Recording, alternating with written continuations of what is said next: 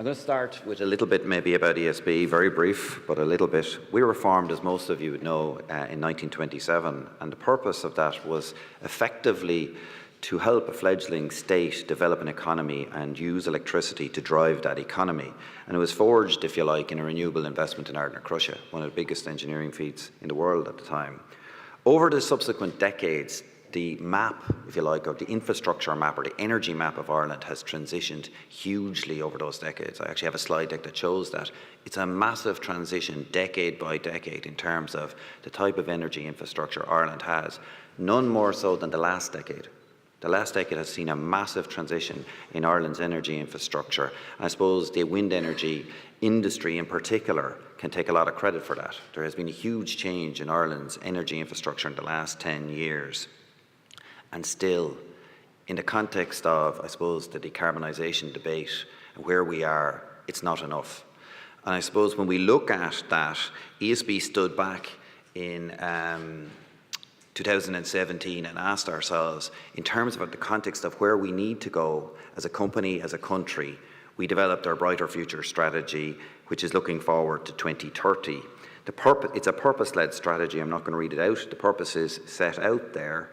And I suppose it has two aspects in that strategy. What we will do as a company, with very ambitious targets in terms of renewables, and what we input into the broader, as a stakeholder, into broader society and broader, I suppose, country in terms of dimensions of what a solution could be for Ireland. I suppose the dimensions, no surprises, there's a document, Dimensions of Solution, the picture shown there. A lot of that is driven by renewables, how we make that happen, the electrification of heat and transport, which is critical to the delivery of a decarbonised society, and the steps in terms of the support structures that are needed to get there. So I suppose a low carbon future for us all, and as we look at that, I suppose an interesting take on that is there's a range of solutions required. We need to use less. Fundamentally, the most efficient thing that can be done in terms of decarbonisation is using less energy. Use better energy in terms of the electrification, as I said, of heat and transport, and use best, being the growing share of electricity from renewables. And I suppose that's what we're here today to talk about. There is a but in that. There's a massive transition that we're talking about. Stephen gave you some sense of the scale of the ambition that we need to have. And that transition will be massive, will cost our customers.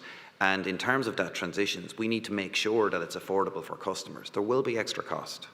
The scale of the investment required will require that, but that means it must be affordable and must be done in the right way. It must have the right technologies, they must be done at the right time, and they must be done at the right cost. And I think those are critical factors for the industry.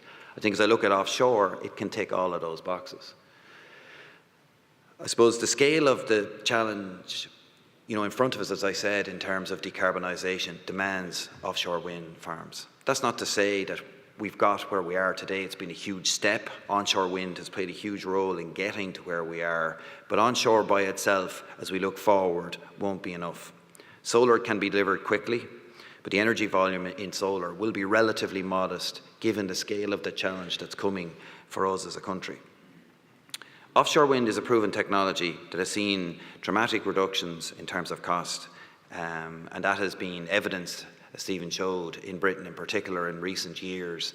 I suppose when you look at the map of Ireland, you don't need to be rocket scientists to realise we have a massive resource in this country. We have a massive resource, we have a big opportunity, and we have a massive resource.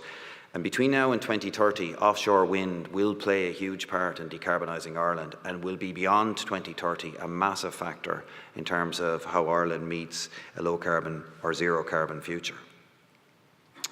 So maybe just briefly to talk about making offshore work for Ireland. There are there's many challenges, but 4 or 5 key challenges that I'm going to talk about today, I suppose. The first one is MAFA, and one of my colleagues already spoke about MAFA and Marine Spatial Plan. That effectively is the enabling infrastructure for this industry. It is critical that that comes along the timeline talked about as quickly as possible now. It's a major issue for this industry, but also that when it comes, it's appropriate, it's measured, and allows the industry to develop in a sustainable way. We need sustainable RES auctions, or suitable RES auctions, sustainable indeed. And what I mean by that is clarity in terms of the auctions. What do they mean? What is the scale? and when. And that clarity is really important in terms of people investing in an industry of this scale. Enabling technologies, if we think about the scale of the market in Ireland, winter peak of 6 gigawatts, summer valley maybe 2 gigawatts, we've installed infrastructure beyond 10 gigawatts at the moment. How did all those numbers work if we're intent on, and we need to, invest in more and more renewables?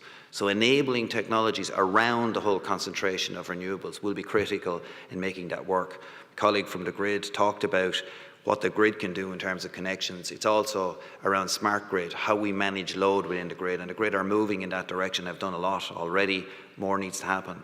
Storage will be a big issue. If we're going to utilise what we have as an island, storage will be huge for us. So storage solutions and the development of storage solutions, both ones that we can see now in terms of batteries and others, but maybe beyond batteries into hydrogen, and hydrogen as an asset that can be used for surplus electricity, and flexible generation, which we probably all are aware of in terms of being able to meet the demands of a growing renewables environment.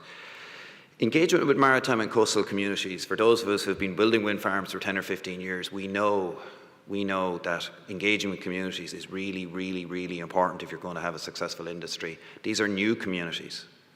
We haven't been active in these areas in terms of this industry, those communities, and it's important that we start well there and we continue to build relationships with those stakeholders. That would be critical if we're going to get this industry up and running. And finally, I suppose, when you look at making offshore work in Ireland, the scale of the investments, you saw Stephen showed you that video, the investment costs are massive.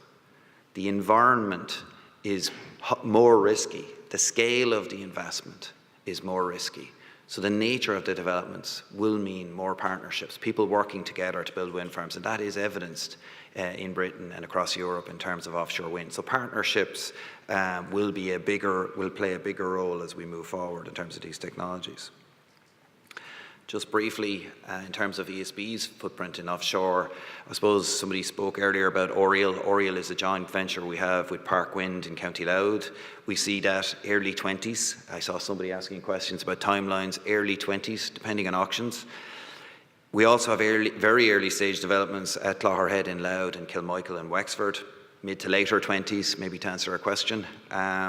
We've invested in Galloper, which is an offshore wind farm in Britain.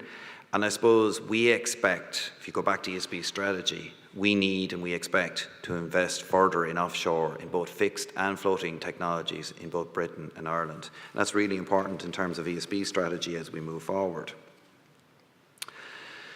So I suppose, just to conclude, Ireland's energy economy is changing, and I went back and I said there's a map of Ireland for every decade and the energy infrastructure changing by decade. It is an incredible slide deck. Assets in, assets out.